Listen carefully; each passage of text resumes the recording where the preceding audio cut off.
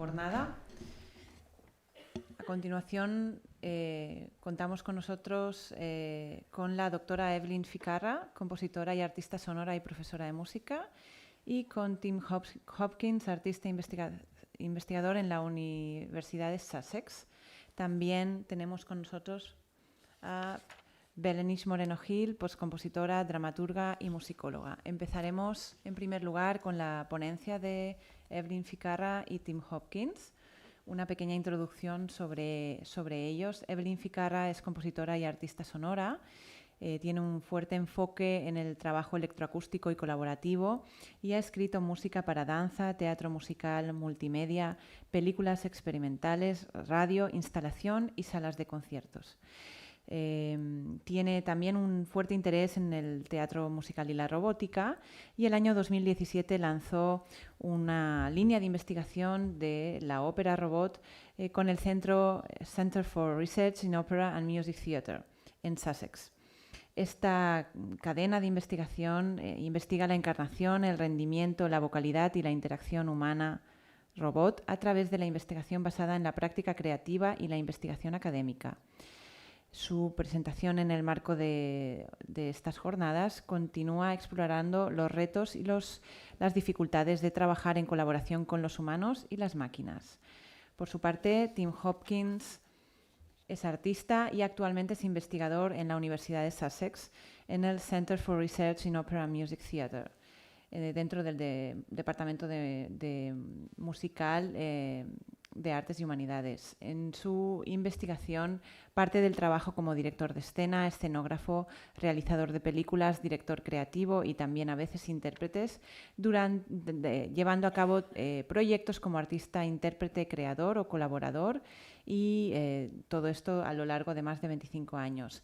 En 2001 fue galardonado con una beca Nesta para estudiar la relación entre la ópera y las nuevas tecnologías, y sus proyectos más recientes abordan la ópera como una aventura tecnológica de 400 años y como un foro en la sociedad, explorando nuevas tecnologías y lo que significa utilizarlas. Reflexionan sobre las repercusiones de la transformación tecnológica, cultural, psicológica y política, y tratan de imaginar posibles futuros para la ópera y el teatro musical y su papel como espacio de conciencia social.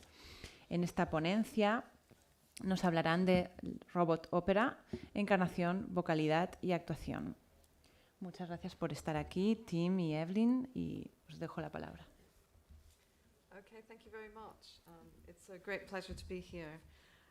We're going to share this presentation, so I'll be going back and forth between the two of us. Just a tiny bit of context about my own work.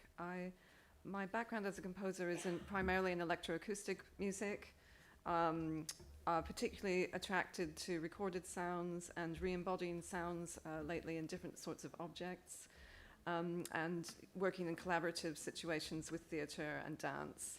It was in 2014 that the idea came into my head. Having organised a conference on opera and the media of the future, the idea came into my head, why shouldn't I write a robot opera? And I wonder who's done that already. So I looked into it and of course found the Todd Machover piece, Death and the Powers, which was put on by MIT, very elaborate piece. And that piece had many non-humanoid robots in it, but they primarily sounded like human opera singers. So that put the idea into my head, well, what would opera be? Well, what would robot opera be if the robots were trying to sound like robots, and rather than us making them sound like humans all the time? So it so happens that the School of Informatics and Engineering at Sussex, some years ago, the head of the school bought a fleet of now robots made by SoftBank Robotics.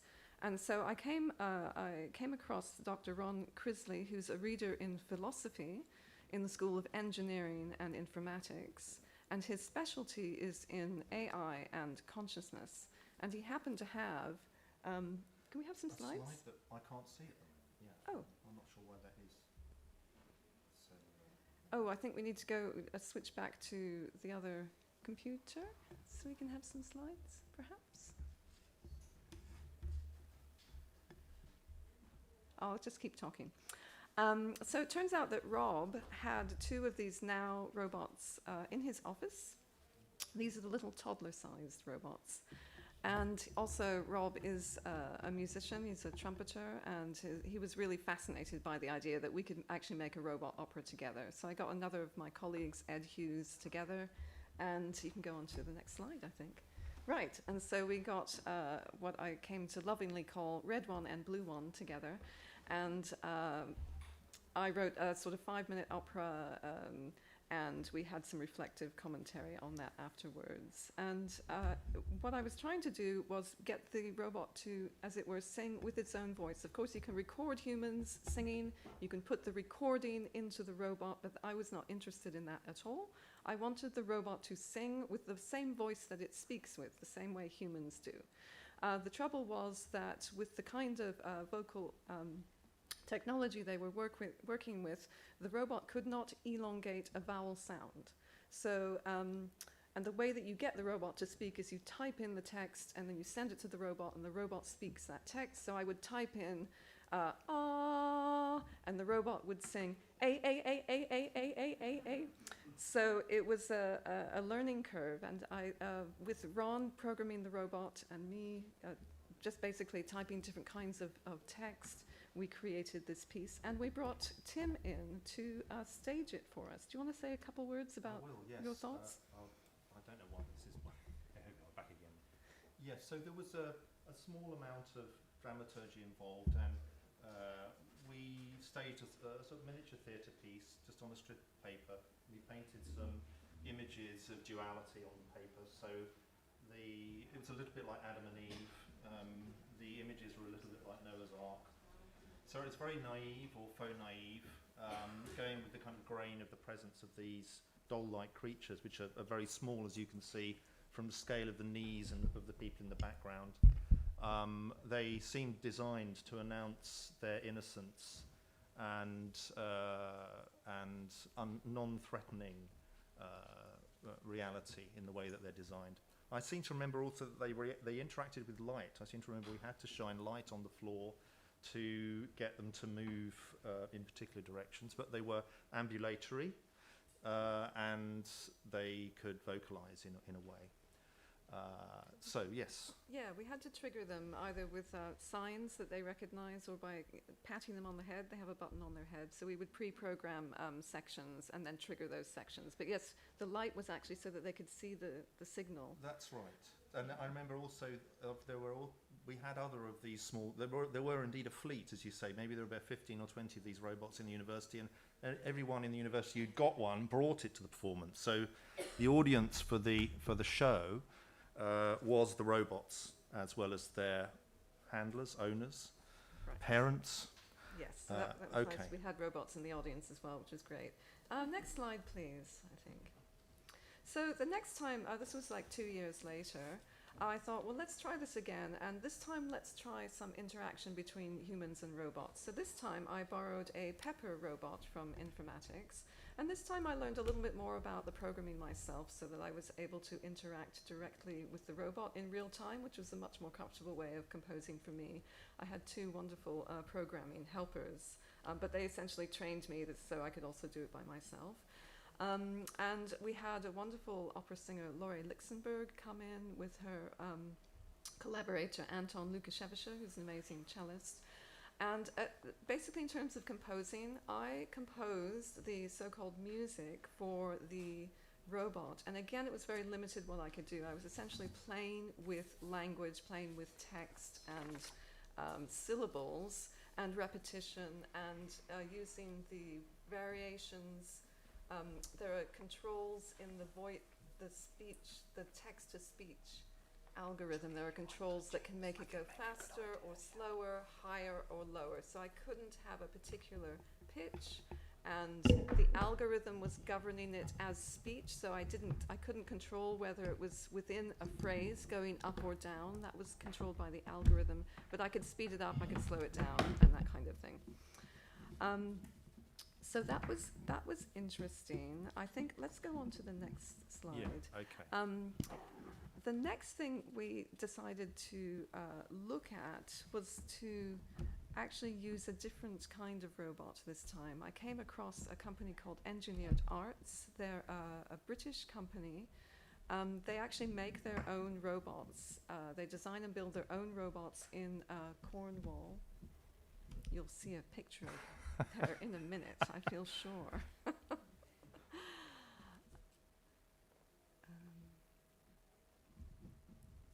I can see a picture here, but yeah.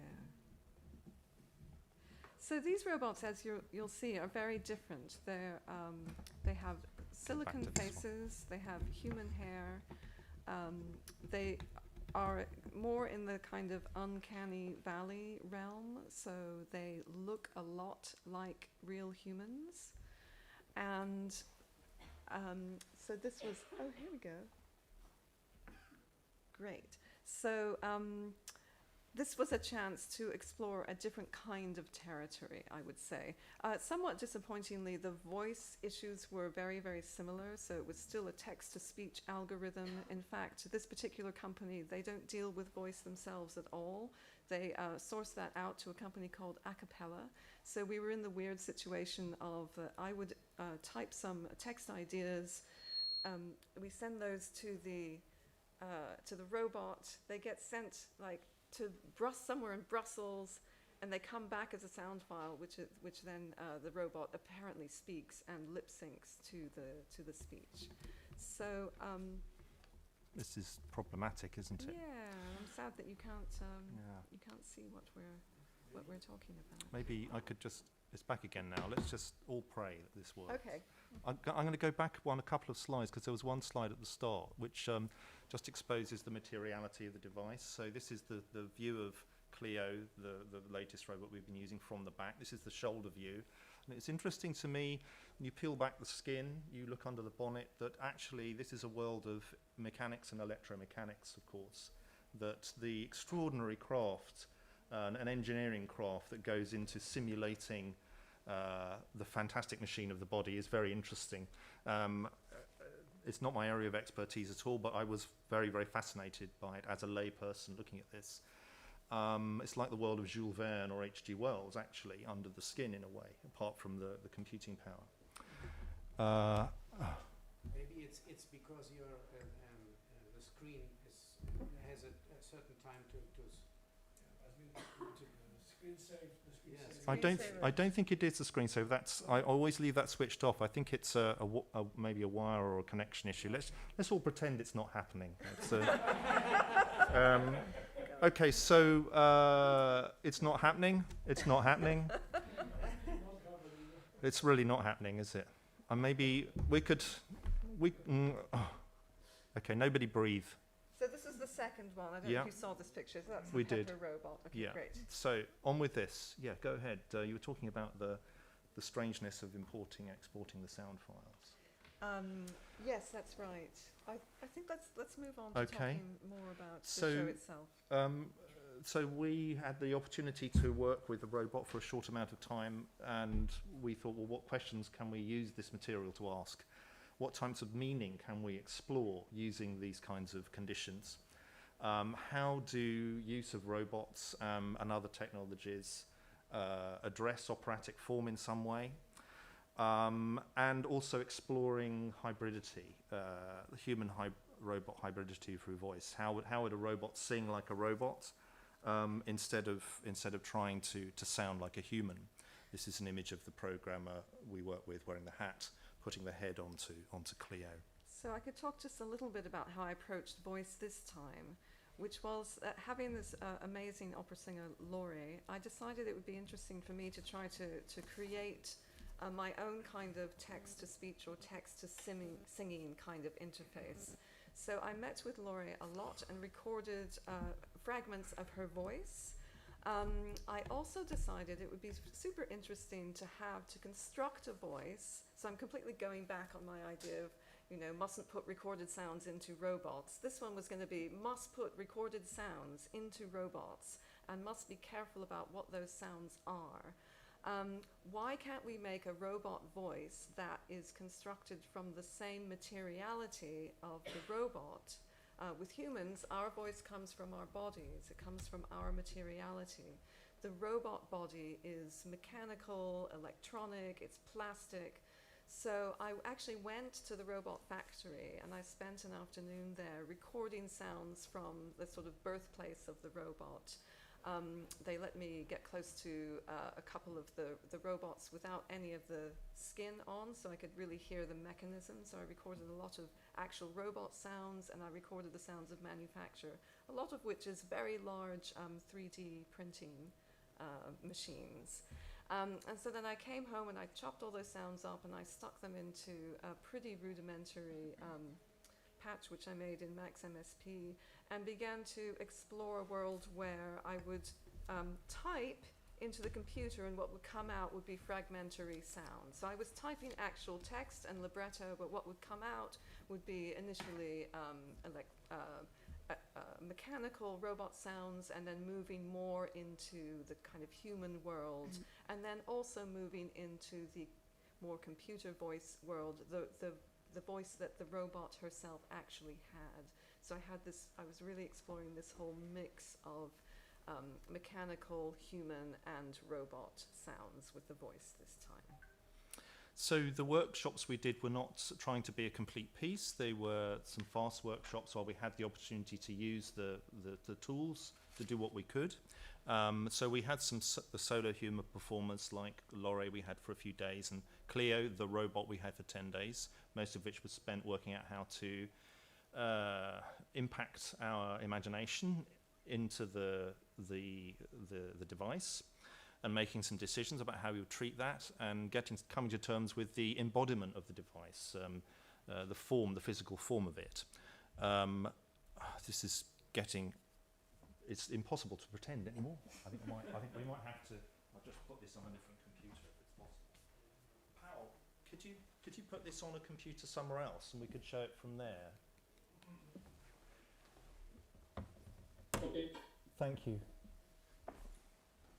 So I'll just say a little bit about this. You'll have noticed that the robot is a simulation of, or a synthesis of certain human characteristics in terms of height, physiology, and there are quite a few of these devices, I think, on the market. Hi, Paul, could you find it on there? It's just, I think it's the only PowerPoint that you can see, yeah. And there's also a film clip, which is the film clip. Thank you very much. And what we decided to do was to, initially we thought, well, we've got three kinds of artistry, which we would normally expect to find in opera or in lyric theatre.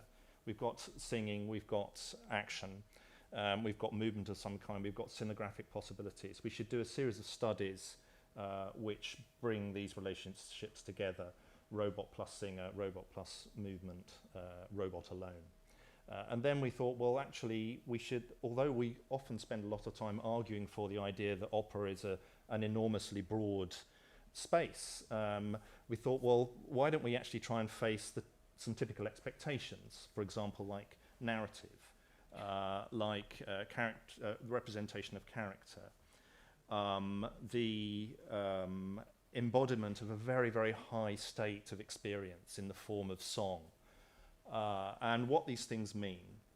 And so we thought of a scenario, a little bit borrowed from other sci-fi scenarios, whereby Cleo is in fact the creature of the robot world, not of the human world. She's been made by robots, and she's been made to simulate human beings, and that process of simulation has awakened some kind of spark of consciousness. And that means she wants to leave the robot world. And so the story is the story of the crisis in the robot world, who have limited consciousness and can't understand this desire to move, and the kind of experience of what it is to learn consciousness, I suppose. Tim, so yes, go ahead. Yeah. Just one piece of information. Yeah. Which is that Tim had this great idea that we needed an intermediary form of performers. So we have the human, we have the Cleo robot, and we wanted something in between. So we bought a bunch of metal buckets, and we got a bunch of volunteers, and we stuck buckets on their heads and painted faces. Could you move forward a couple of slides, Paul? And one more, and one more, and one more.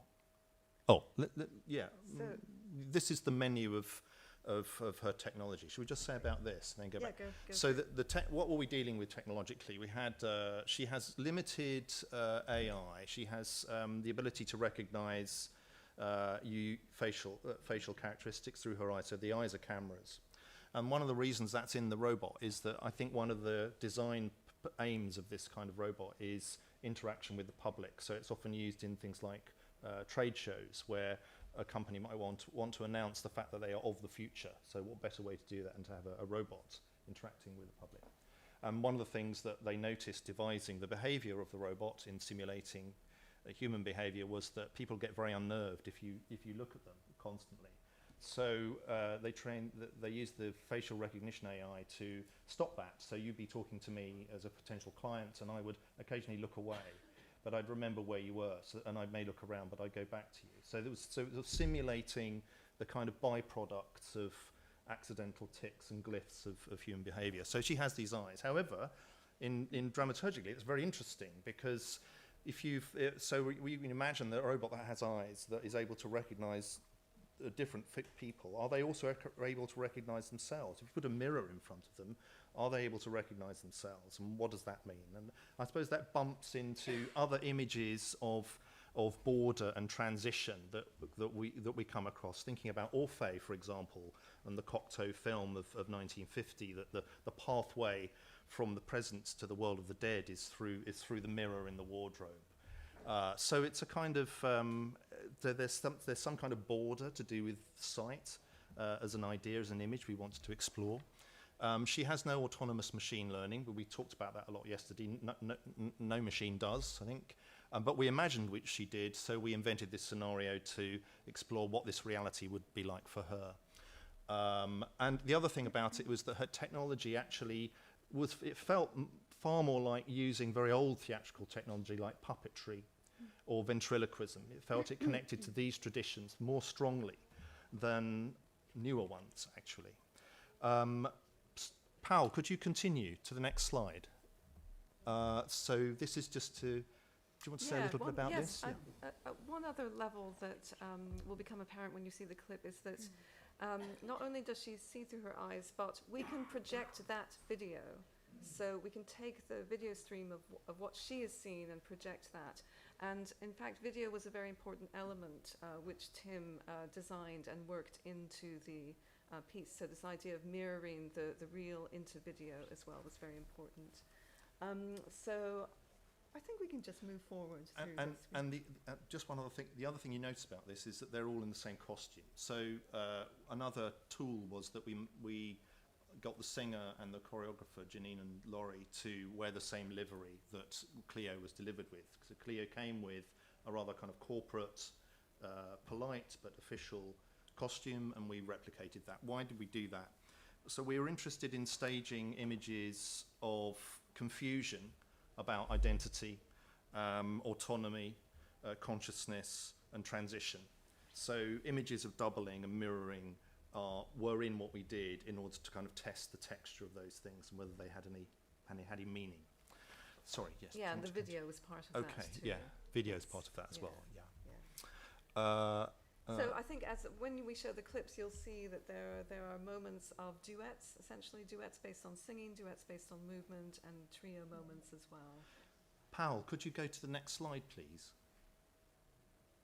Yes, so we've said this already. So this was a short menu of things we wanted to bump into doing this. Narrative fiction drama, representations of character, interactions between expressive media, and singing as the embodiment of some kind of heightened experience. If you're going to talk about an opera and a robot, then the function and meaning of the voice, it becomes somehow central. Next slide, please, Paul. Yeah, so this is just where we did it. It was a gallery space at Sussex. There's some videography, a little sonography. There's no theatre lighting. The audience was on Zoom because it was in June this year, and there were other performers. There's a cellist called Anton. There is a hybrid cello, which is this is sort of in the top right-hand corner, which didn't function in this, but has functioned in other iterations of this piece. And there are students and friends performing as other robots who had buckets on their heads to signify their robotness. and then they would move their robot masks to signify an attempt to free themselves from that limitation, but they weren't able to do that. Next slide, please, Paul. So yes, here's a clip. Is there anything else you want to say, Evelyn, before we just do this? I think we probably have We've said covered enough. it. Okay. So what to look for, there's a little clip of Cleo sensing other robots with images of doubling and confusion. There's a little clip of Cleo exploring voice and a little clip of Cleo seeing herself in a mirror. Paul, could you play the clip, please?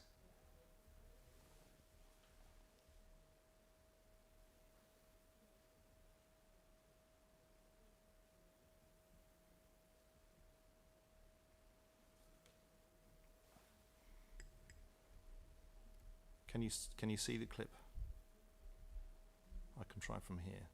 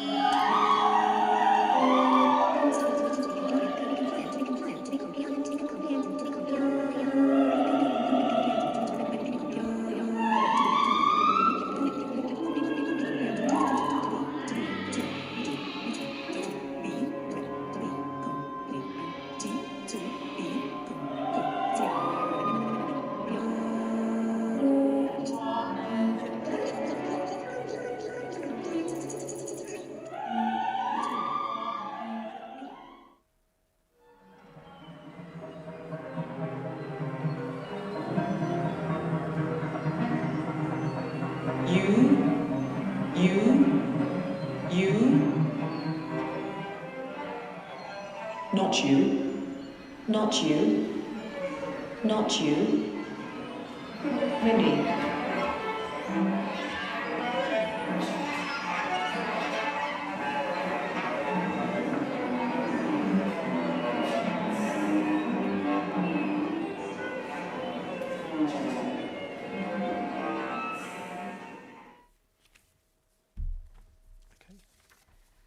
Maybe a couple of words about next steps.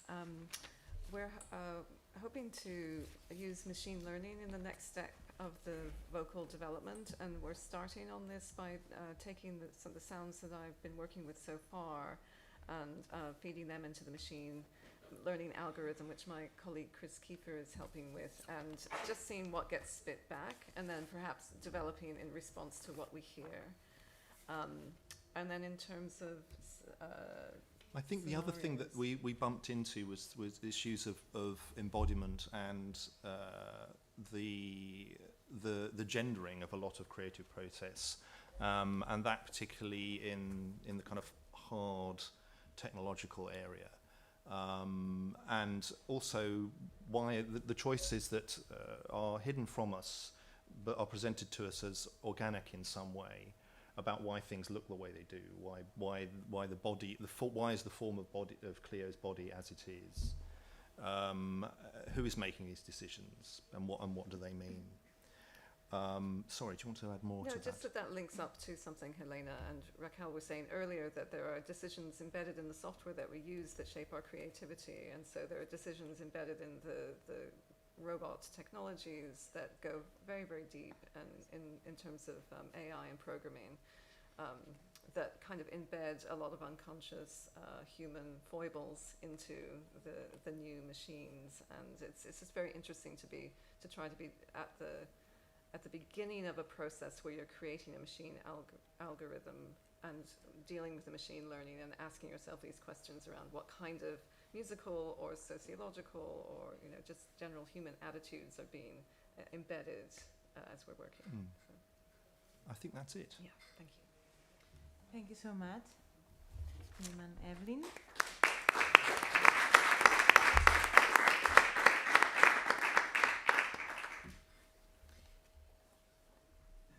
Pues continuamos con la ponencia, con el turno de Belenish Moreno-Gil, postcompositora, dramaturga y musicóloga.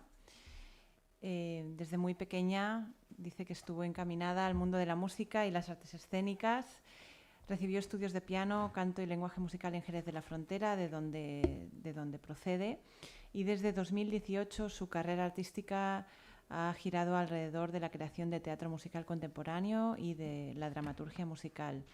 Sus obras han sido interpretadas en Contact Festival de Berlín, en el Centro de Arte y Medios de Karlsruhe, en la Rotterdam Opera en Salamanca, en el Theater Medin de Linz, y en 2021 su obra Subnormal Europe fue galardonada con una mención honorífica en el premio Ars Electrónica, el premio más prestigioso del mundo en el campo del arte digital. En la actualidad es directora artística de CLAMI, al lado de Óscar Escudero. Y durante el año 2021 es artista en residencia en Hellerau, el Centro Europeo para las Artes y de Música de Segura, residencia que finalizará con el estreno de Héroes y Bestias en 2022. Cuando quieras, Belenish. Vale. ¿Cómo vamos? Sí, yo lo tengo todo. Vamos a ver si lo reconoce. Bueno, en primer lugar, muchas gracias por darnos la oportunidad de estar aquí. Para nosotros y nosotras estamos muy felices de poder compartir este espacio con todos vosotros y a ver si nos deja la tecnología, porque estamos teniendo bastantes problemas, como podéis observar. Pero yo ya lo tengo todo, ¿vale? A ver si me escuchan. Bueno, así como inicio, aunque no lo veáis, ¿no? El título que decidí ponerle a esta comunicación era Subnormal Europe, una ópera no apta. Ah, genial. Me hace muy feliz.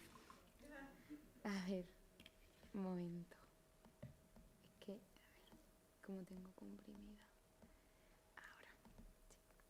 Voy a tener que ir saliendo y entrando porque los vídeos no están enlazados, entonces disculpad el mareo. Bueno, sí, le puse este nombre porque de lo que vengo a hablar un poco hoy es de, aparte de terminológicamente hablando, ¿no? Todo aquello que llamamos boomer. Pensé en un primer momento que podía ser un poco ofensivo, en tanto que ciertas personas se vieran excluidas dentro de, o se vieran, mejor dicho, incluidas dentro de la generación boomer, ¿no? Sin embargo, no quiero hacer referencia a una época concreta, ¿no? y a toda la generación que nació dentro de lo que denominamos baby boom, ¿no? Sino más bien a todas aquellas personas que por el paso del tiempo y por no ir actualizándose día a día, van perdiendo cierta conexión con la sociedad en la que viven, ¿no? Para nosotras en nuestro trabajo es muy importante apelar al día de hoy, al siglo XXI, pero al año 21, ¿no? O sea, hacer una reivindicación de hacer una ópera y hacer música para el día de hoy, ¿no? Entonces, claro, seguro que muchos se sentirán ofendidos diciendo, pero yo, ¿cómo voy a ser boomer, no? Entonces, aquí, pues unos cuantos memes en el que habla un poco y expresa la precariedad en la que la generación en la que vivo y existo, ¿no? Nos movemos, ¿no? Entonces, era una pequeña alusión y una pequeña broma para comenzar un poco de forma distendida. Todo este vocabulario y toda esa forma también estética de entender lo que hacemos se encuadraría dentro de lo que denominamos costumbrismo millennial. Y me explico. Entendemos como costumbrismo todos aquellos valores, todas aquellas actitudes, todo aquel lenguaje con el que convivimos habitualmente. Goya, el pintor, se denominaba como costumbrista, ¿no? Es decir, que plasmaba en su pintura todo lo que estaba pasando en la época, de una forma incluso folclórica, podríamos denominar, ¿no? Sin embargo, el costumbrismo millennial viene a reivindicar todo eso desde también nuestra posición actual, ¿no? Haciendo mucho hincapié en que lo real es todo lo que nos rodea, que no hay división entre físico y digital, que estamos en el mismo plano. Luego que hemos generado nuevos códigos en nuestro entorno que permiten hablar desde otros puntos de vista. La tecnología como extensión de nuestro cuerpo ya no es algo añadido, lo venimos hablando y es como muy simple, pero quería como comentarlo.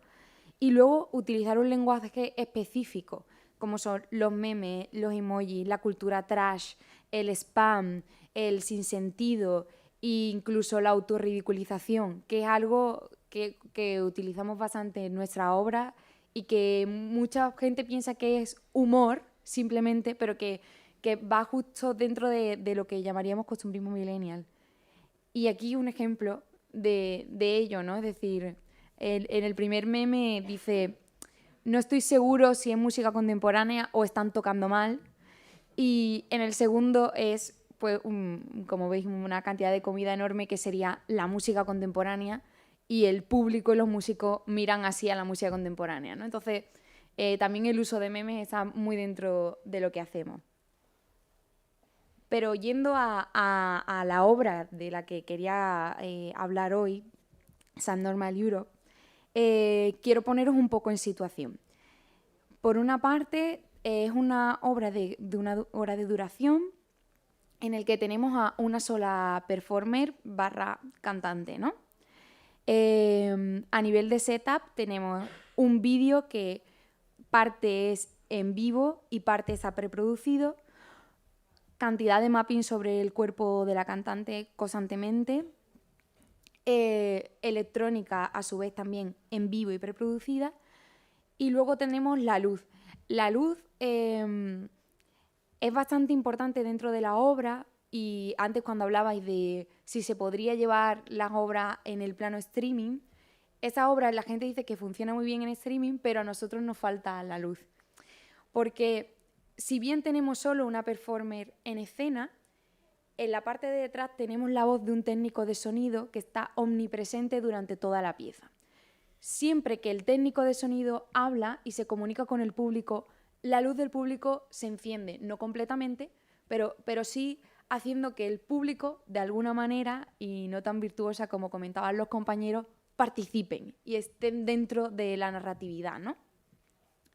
Y por otro lado, gracias a los partners tecnológicos del ZKM, del ZKM, en Karlsruhe, pudimos desarrollar varios escáneres de reconocimiento facial que nos ofrecen nuevas visiones de la obra y de la cantante. Podría explicaros en qué consiste, pero creo que el comienzo de la obra es autoexplicativo, así que voy a solo mostrarlo unos minutos y luego comentar, ¿vale? Esperemos que se escuche.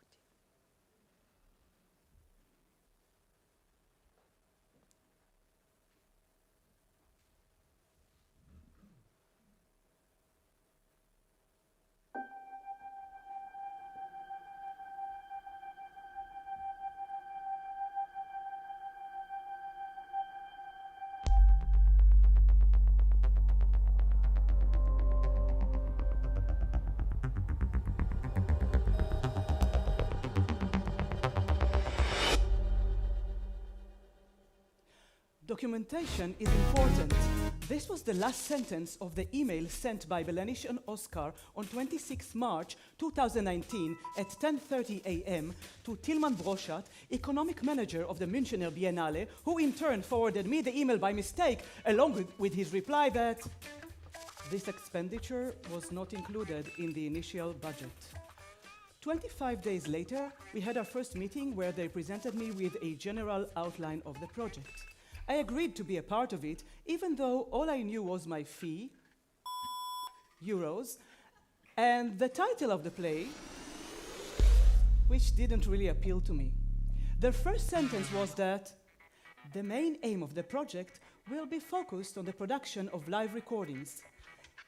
Yes, recordings that build exact replicas of those that, in one way or another, signify year zero lines. This is to say, those that have marked our technological history. Yes, for example, how did a real voice of Federico Garcia Lorca sound? What did Plato really look like?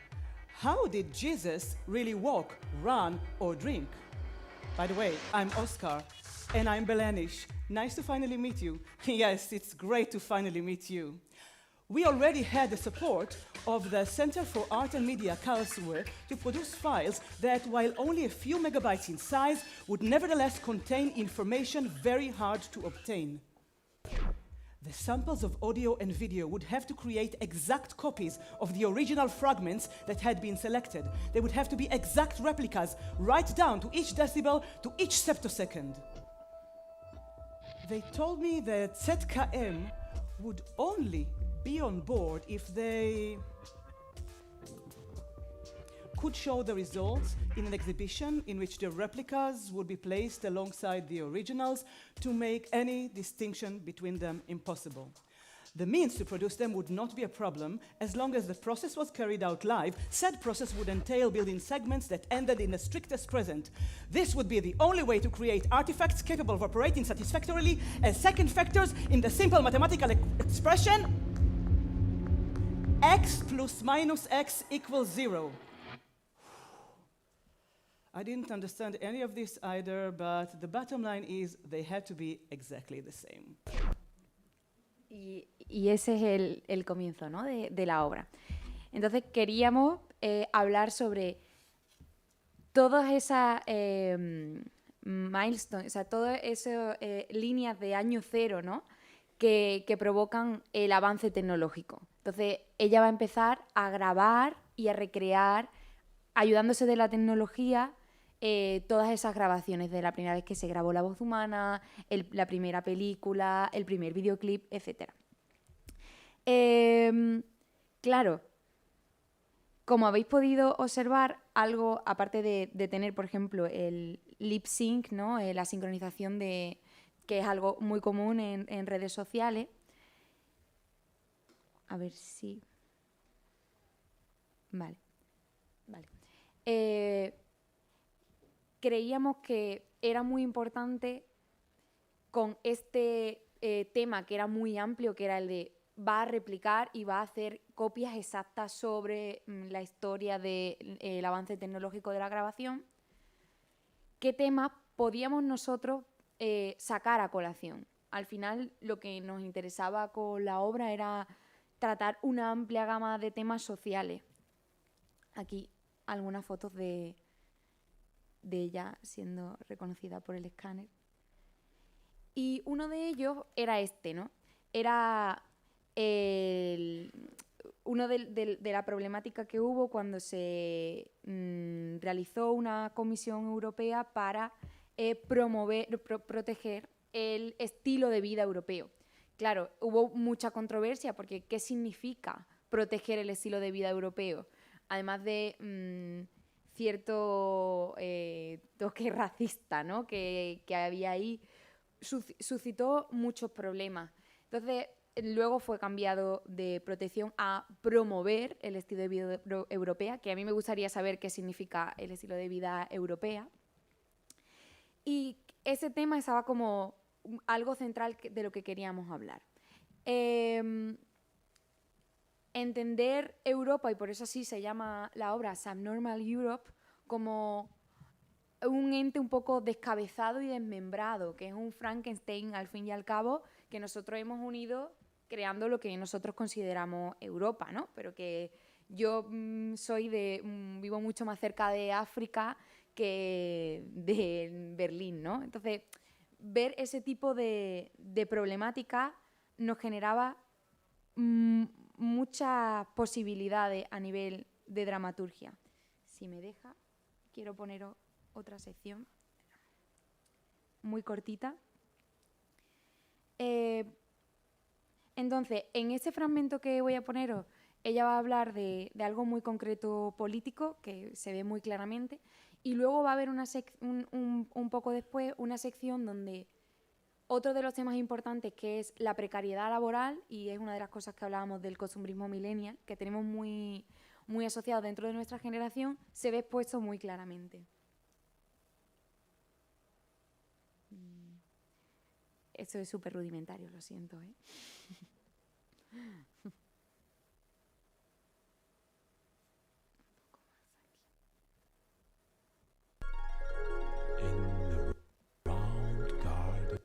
Matización. El técnico de sonido al que no habéis escuchado, Sebastián Schotke, le va a explicar ahora qué es lo que ha hecho mal en la anterior sección. Ella ha intentado replicar a los personajes de la primera película de la historia y mediante este cuento va a explicarle qué es lo que tiene que hacer, ¿no? Y entonces se vuelve absurdo todo lo que ella tiene que replicar porque es imposible. Everybody had a starting point A and an arrival point B. They all had an objective. It wasn't the first time they recorded the scene, so nothing was left to chance. The fact that the shutter release button of the camera wasn't pressed at 13 hours, 5 minutes and 44 seconds doesn't mean that you can't reproduce the signal sent from the brain that would lead to the trajectory of 2.11 seconds that followed at 13 hours, 5 minutes and 44 seconds. Right? I'll give you an easy example. Look at yourself and raise your thumb. Don't you think you could identify the exact moment in which your brain is sending the electrical impulse to your arm, to your hand and to your finger? Wouldn't you think, therefore, that you could create a chronologically coherent chain to understand how you arrived here? In this same way, if your brain is capable of generating exactly the same impulse as the character, you will step on the same amount of surface that your character stepped on. Okay, this said, let's try a small exercise. Scene 4, take 5, step 1, and... Like that, just like that, yes, that's it! That is what I'm talking about. All the preparation for the simulation must be simulated like the simulation itself. They are the 2 first sentences of the 3rd point of the contract. In other words, we would need to add a variable to the equation x plus minus x is 0, enough as to create a discrepancy in the number of bits in the file that would virtually alter the destiny of character number 4, who died 10 days after the documentation. Also, these small gestures would be capable of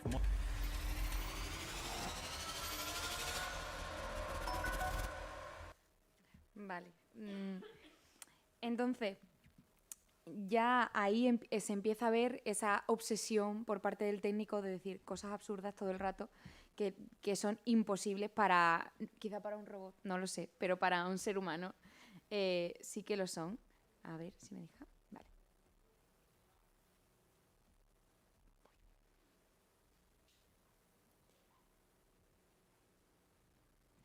Entonces es lo que os venía comentando, ¿no? Alienación y precariedad laboral constante, cada vez los tiempos son más cortos, lo que se le va dando a la cantante. Y luego tenemos ese agotamiento de estar todo el rato haciendo grabaciones, y además añadimos algo que nos parecía muy interesante, que era el idioma como herramienta de poder, como ahora mismo, en el que yo puedo estar diciendo cualquier cosa y yo creo que ellos me están traduciendo correctamente, pero si quisieran, podrían dar una versión completamente alternativa a lo que yo estoy comentando, ¿no? De hecho, no sé si se ve bien, sí, parece que sí, la de la foto es Conchita Piquer, la cual ella tiene que replicar una de las escenas de Conchita Piquer, tiene muchos problemas, entonces pide llamar a Conchita Piquer, y en ese caso habla con ella, y cuando Conchita Piquer habla, lo que tenemos son fragmentos de la grabación anterior, por lo tanto ella contesta cosas que no tienen sentido. Sin embargo, los subtítulos dicen otra cosa. Entonces generamos como una controversia para empezar, porque si estamos ante un público alemán que no sepa español, le puede sonar raro porque está repitiendo como las mismas palabras, pero bueno, a lo mejor cuela, ¿no? Sin embargo, para los que somos hispanohablantes, entenderíamos perfectamente lo que está pasando, y ahí hay un juego que a nosotros nos interesa mucho, ¿no?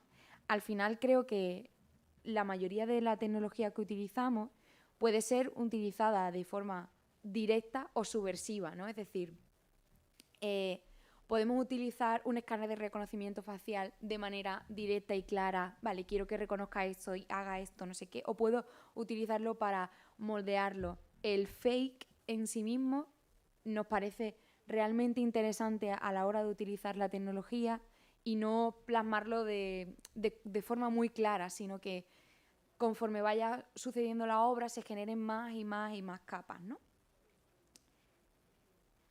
Vale. Entonces, yo tenía ese fragmento, pero a ver si lo puedo seleccionar para que lo veamos.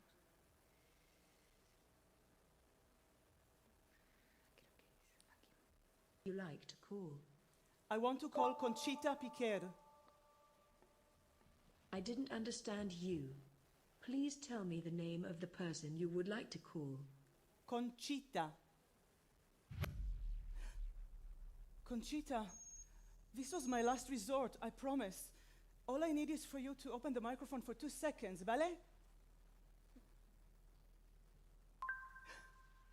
Conchita, how can I be spontaneous?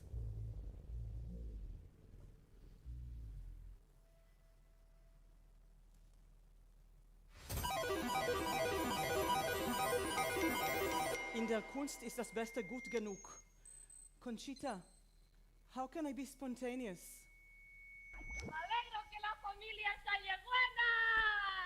If I knew, I would tell you, but I wouldn't need to tell you because I would know, so that is why I'm asking. How can I say like you... Niña, ¿de qué les da? I must reproduce the impulse sent by your brain before the movement of each one of your gestures, but without forcing it. I don't know.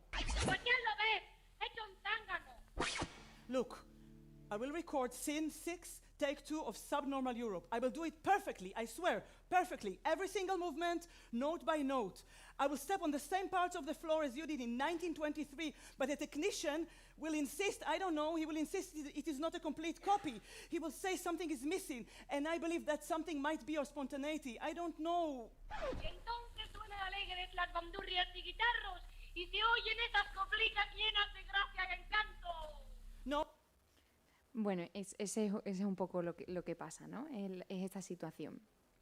En resumen, y también hilando con lo que se han dicho en las anteriores mesas, toda la producción de la obra completa la hacemos entre Óscar y yo.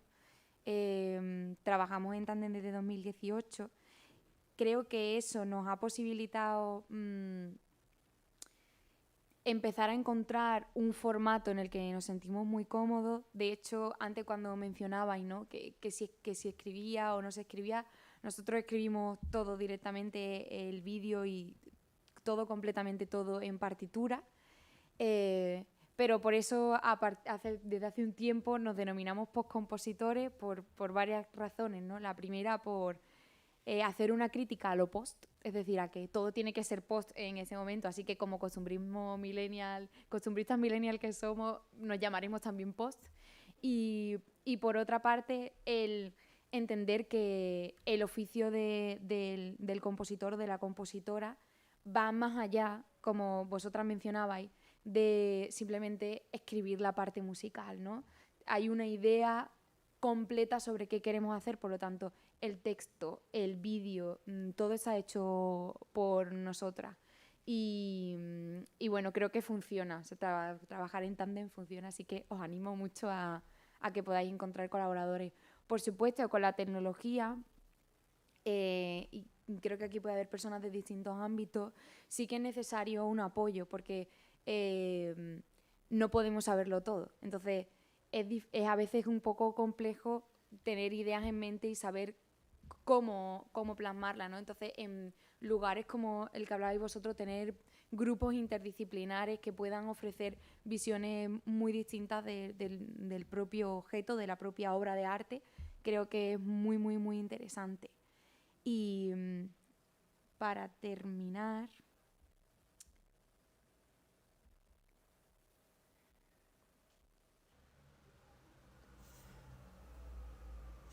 Bueno, pues muchas gracias por escucharme. Esto ha sido todo lo que quería contaros en la mañana de hoy y que quería estar un poco presente porque al fin y al cabo creo que soy igual o incluso más importante que la Belenish física.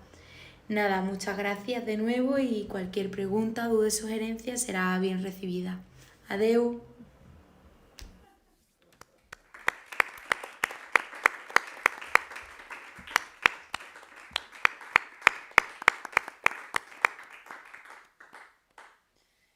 Muchas gracias, Belenish.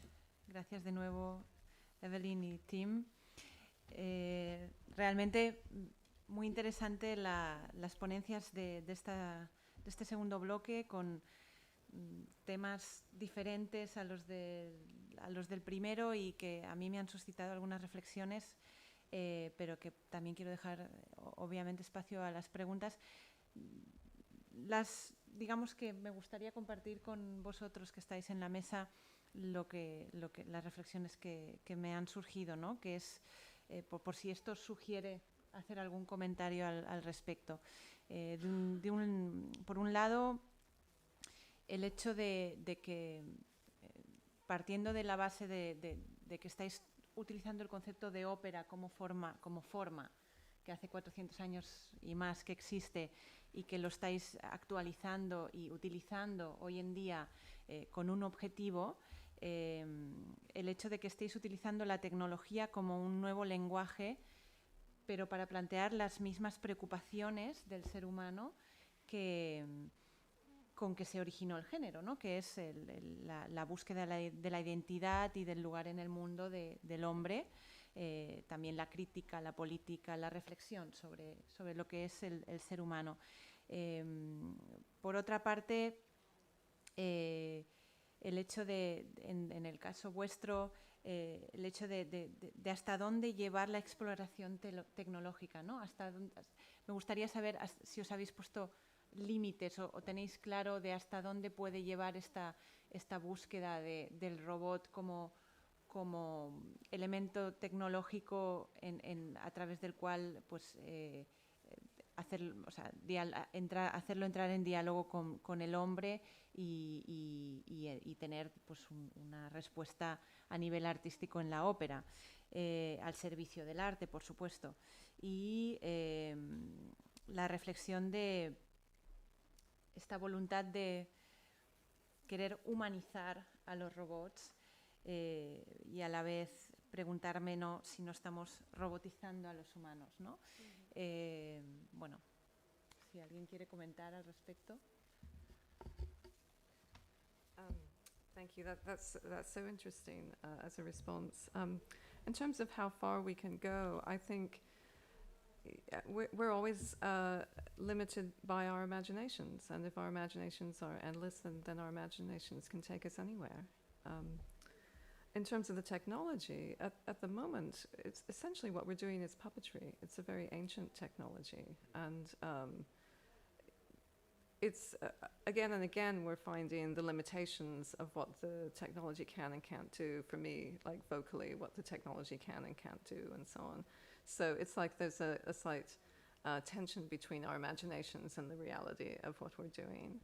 And then in terms of whether we're becoming more robotic ourselves as humans or whether we're trying to humanize the robots, I think I seriously wonder why we create humanoid robots in a way, given that most robots are seen as it were, as secondary class of citizen. They're given the worst jobs that nobody wants to do. Mm-hmm. So, like, they're in factories, they're making they're doing essentially everything.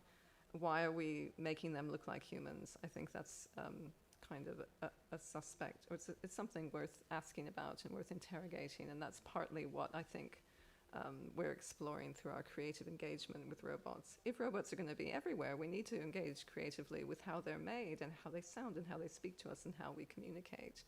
And I think, I certainly feel like interrogating the voice of the robot is really important. They have these very kind of cute voices, most of them. Mm-hmm. They're very sanitized, their voices. And I feel like if they're going to be creative collaborators, we need really to be able to expand and explore that side of things too. Do you have anything to add? I don't think Tim? I do, actually. I think that's very well put. Thanks. Okay. Sí, y con respecto a robotizar a los humanos, claro, es un poco una de las ideas principales. Más que robotizar, deshumanizar, porque no pienso tanto en trasladar a un humano a que sea un robot, pero sí ir deshumanizándolo completamente. No sé si eso es un robot, esa sería la pregunta. Si cuando deshumanizamos a un humano se convierte en un robot o en una máquina. No lo tengo claro. ¿Alguien del público tiene alguna aportación, alguna pregunta que quiera hacer a los ponentes? Could you say a little bit more about what you meant by dehumanizing a human? No, dehumanizing, was it dehuman? Yeah, dehumanizing a human. Sí, claro. Entiendo el concepto de deshumanizar, o la idea que utilizamos deshumanizar, por ir quitándole primero una característica principal, que sería la libertad. O sea, ir construyendo cada vez la libertad. Quitar la permisibilidad de que se exprese como una humana. O sea, hay un momento en la obra en la que dice cómo se puede ser espontánea, ¿no? O sea, cómo puedo llegar a ser humana, ¿no? De alguna forma. Entonces, claro, cuando ella le pregunta, y de hecho va a YouTube y dice, busca un tutorial de cómo ser espontánea. Entonces, es buscar en la tecnología lo que no puede ser de humana, más o menos. A eso me refiero.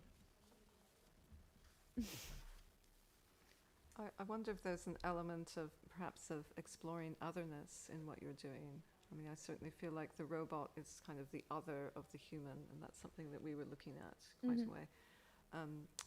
And it occurred to me, I was just thinking about our use of video, which was also present very much in your project, that the video kind of can be the space where the other and the human are actually in the same space, in a sense. Like they're, like, so for us, the robot, even the humanoid, the very humanoid realistic robot, looked very much like a robot. You could tell that was not a human on there when it's on stage next to a human. But in the video, you could get away with a lot more kind of, it seemed like they were both sharing the same kind of disembodied space, I suppose.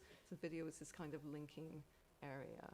Sorry, that just came into my head when you were talking. But, Sí, completamente. O sea, de hecho, la idea del vídeo como tiempo liso también proporciona muchas opciones de variar el pasado y al otro, ¿no? O sea, de hecho, tanto con el escáner de reconocimiento facial como con otros proyectos que hemos hecho con inteligencia artificial, de modificación de gestos faciales, hemos trabajado mucho sobre el otro. O sea, totalmente de acuerdo.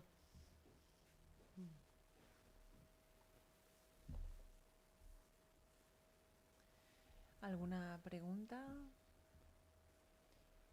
Bueno, pues si no hay más intervenciones, muchísimas gracias. Muchísimas gracias a los ponentes y al público asistente, también a los que estáis en casa. Vamos a hacer una pausa para comer, descansar y tomar fuerzas para la jornada que continúa por la tarde. Muchas gracias.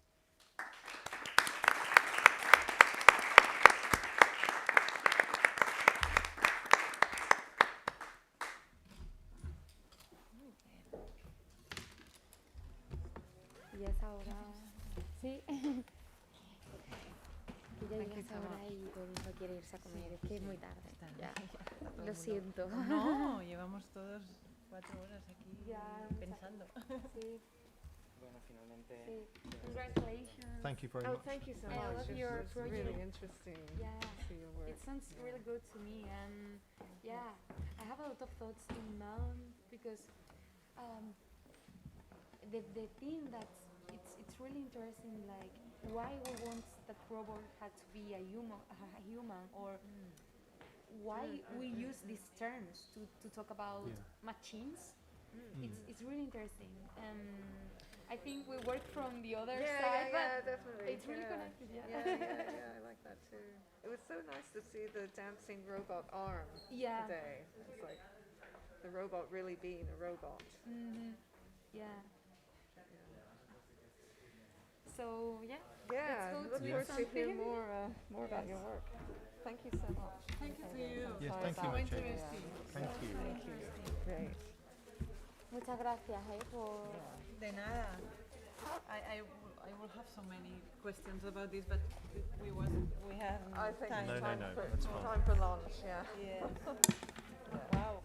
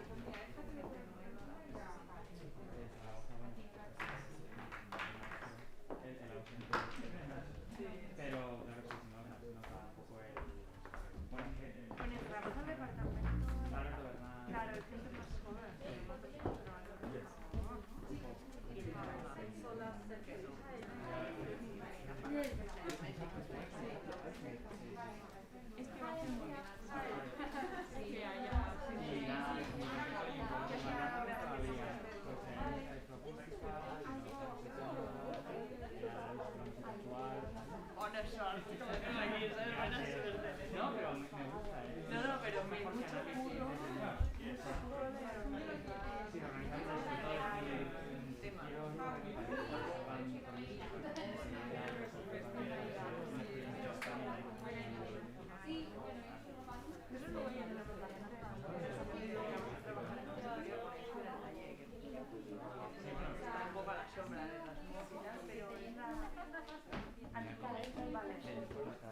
Sí, bueno, yo venía en la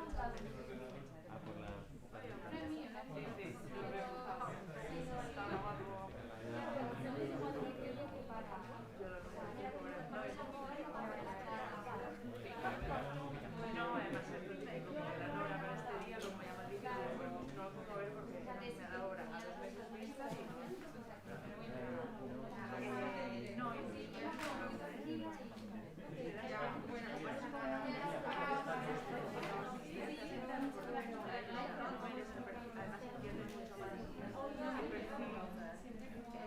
bueno, o sea, o el tipo de perfil que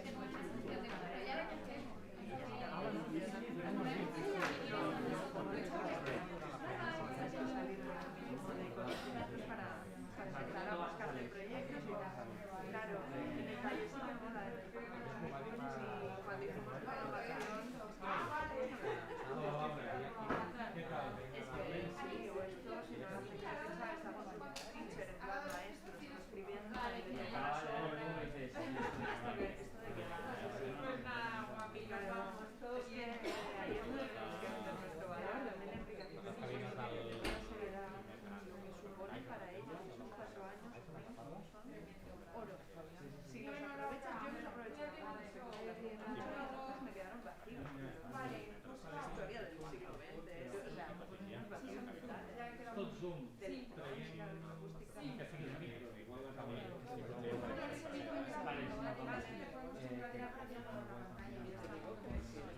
Y eres muy jovencito.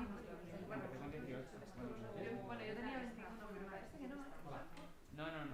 Ya estás en otro marco mental, ¿eh? Cuando tienes 21 acabas con 25, 26, porque es más de un año vale. Con 18 como que con 22. No, bueno, por ahí. En ese impacto, justo tal que después de bachillerato, yo lo hice con 6. Pues yo recuerdo que tengo el principio de la carrera de Bellas Artes y luego ya en las músicas, 3 años más tarde, pero sí, pero bueno, pero bueno, hay un punto la dinámica del bachillerato y te metes ahí y es como así. De hecho, a ver, yo iba a un sábado un poco a la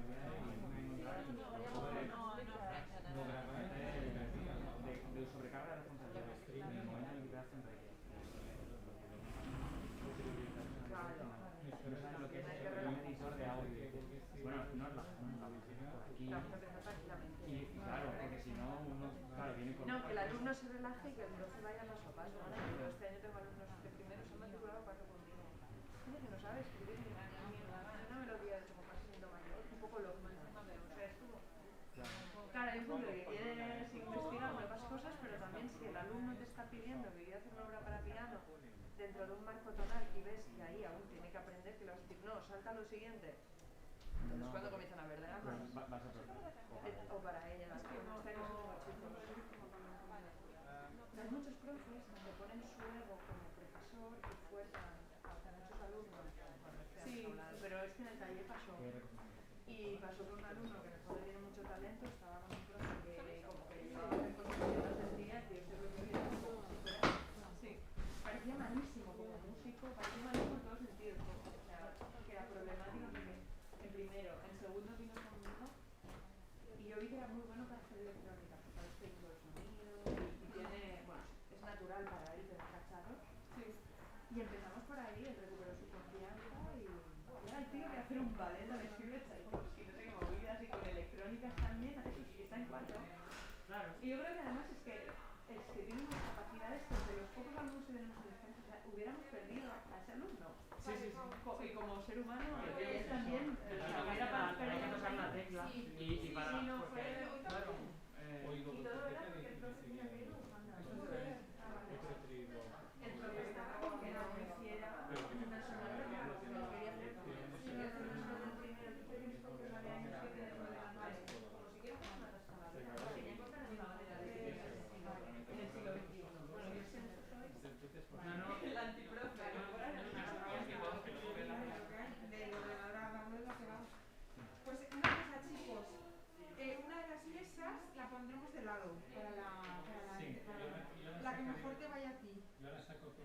Vale. Perfecto. Pues venga. Y ya está. Pues ella me ha dejado esto para que se lo dejemos puesto, pero me dice no, que ella prefería estar de lado, que sea más fácil para ti. Ah, vale, ahora una moderadora. Ese ya la fundamental. Claro, ella está aquí mirando la pantalla. Por eso te decía que la que sea más fácil para ti, que la que me he cambiado no desmontes. O sea, desmontamela pero ponla aquí, ¿sabes? La que sea más fácil para... Por eso, vale, Pau. Te lo digo porque así ya lo dejamos.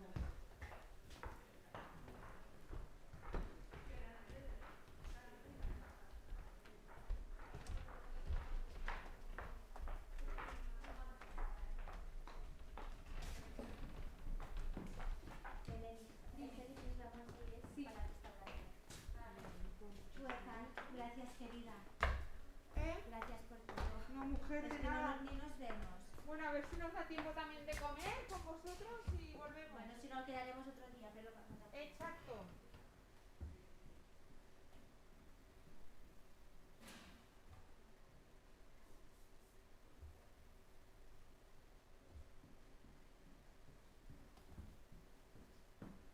Chueca, ¿tu aparatito?